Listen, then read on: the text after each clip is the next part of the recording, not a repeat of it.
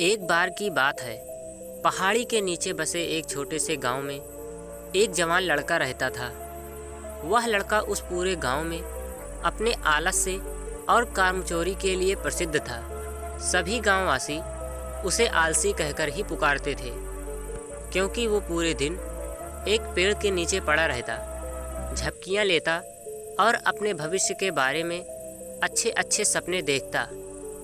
उसके दिन ऐसे ही आलस्य में गुजर रहे थे। लेकिन एक दिन उस गांव में एक बौद्ध भिक्षु पधारे, जो कि अगले 3 दिनों तक उसी गांव में ठहरने वाले थे। बौद्ध भिक्षु गांव में भिक्षा मांगते, दिन भर लोगों को उपदेश देते और रात्रि में गांव के बाहर बने बौद्ध मठ में विश्राम करते। बौद्ध भिक्षु जब भी भिक्षाटन के लिए जाते और भिक्षा लेकर वापस लौटते, तो वो हर बार उस जवान लड़के को उसी पेड़ के नीचे लेटा हुआ पाते। बौद्ध भिक्षु 2 दिनों तक ये सब देखते रहे और वो समझ गए कि यह लड़का मानसिक आलस्य का गुलाम है। तीसरे दिन जब बौद्ध भिक्षु भिक्षा लेकर वापस लौट रहे थे, तो वह उस लड़के के पास गए, जो कि अभी भी उसी पेड़ के नीचे लेटा हुआ था। भिक्षु ने लड़के से कहा, बेटे, मेरे पास तुम्हारे लिए एक काम है। मैं चाहता हूँ कि तुम उस पहाड़ों की चोटी तक जाओ और वहाँ से मेरे लिए एक पंख लेकर आओ। लड़के ने लेटे लेटे ही अपना सिर पहाड़ों की तरफ घुमाया और उसने सबसे ऊंची चोटी तक अपनी नज़र दौड़ाई। उसके बाद बौद्ध भिक्षु की तरफ देखा और उपहास उड़ाते हुए कहा, यह असंभव है। मैं उस पहाड़ी के शिखर तक नहीं जा सकता। मैं बहुत आलसी हूँ। बौद्ध भिक्षु ने मुस्कुराते हुए कहा, अरे, लेकिन मुझे जिस पंख की तलाश है वो उस पहाड़ी के शिखर पर भी नहीं मिलेगा, लेकिन उस पहाड़ी की दूसरी तरफ एक गुफा के अंदर मिलेगा, जिसके लिए उस पहाड़ी के शिखर तक चढ़कर दूसरी तरफ नीचे उतरना होगा। लेकिन वह कोई साधारण पंख नहीं है। ऐसा पंख तुमने आज तक नहीं देखा होगा। वो एक बहुत ही दुर्लभ लेकिन सुंदर पंख है, जो अपनी रोशनी बिखेरता है।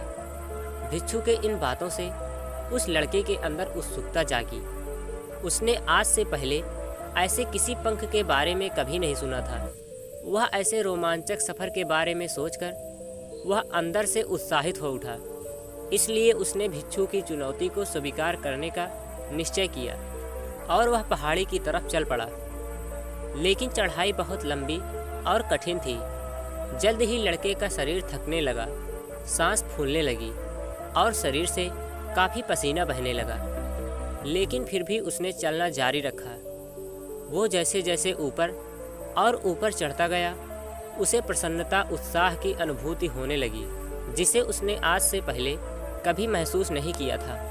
अंततः जब वह कड़ी मेहनत और लंबे प्रयास के बाद पहाड़ों के शिखर पर पहुंचा, तो वह पूरी तरह से थक चुका था। लेकिन वो बहुत खुश था। उसे अंदर से आत्मसंतुष्टि का अनुभव हो रहा था। उसके चेहरे पर योद्धाओं जैसी मुस्कान थी, जैसे उसने कोई युद्ध जीत लिया हो। उसने पहाड़ों के शिखर से नीचे देखा। उसके सामने एक बहुत ही मनमोहक दृश्य था। उसने अपने अंदर एक उपलब्धि की भावना महसूस की, जो उसने आज से पहले कभी नहीं की थी। लेकिन असली चुनौती आगे थी।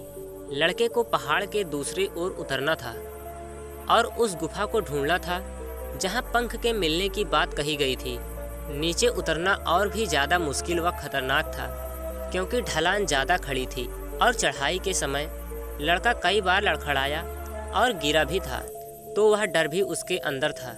लेकिन भिक्षु को पंख लाके देने की वजह से वह लगातार आगे बढ़ता रहा।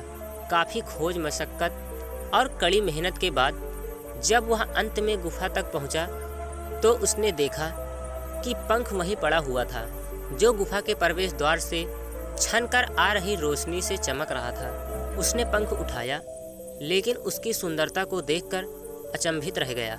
वह कुछ देर तक पंख को ही घूरता रहा, लेकिन फिर अचानक उसे याद आया कि अभी तो उसे वापस भी जाना है। उसने खुद की तरफ देखा और वह पूरी तरह से थक चुका था। वह चिंतित हो गया कि वह पहाड़ पर कैसे चढ़ेगा। और भिक्षु तक पंख कैसे पहुंचाएगा। एक पल के लिए उसने हार मानने के बारे में सोचा, लेकिन फिर उसे वह उपलब्धि और गर्व की भावना याद आ गई जो उसने पहाड़ी के शिखर पर पहुंचने पर महसूस की थी। उसे एहसास हुआ कि उसके अंदर सफ़र को दोबारा पूरा करने की ताकत और दृढ़ संकल्प है। वह दोबारा पहाड़ी पर चढ़ने लगा। उसकी मांसपेशियों में दर्द हो रहा था, पैर कांप रहे थे, फेफड़े फटे जा रहे थे। वह कई बार लड़खड़ाकर गिर भी गया, लेकिन उसने हार नहीं मानी।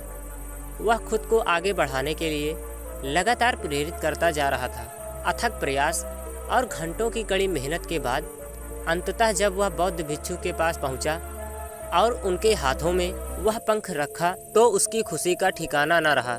उसे महसूस हुआ कि आज उसने अपने आलस पर काबू पा लिया है और कुछ महत्वपूर्ण करके दिखाया है।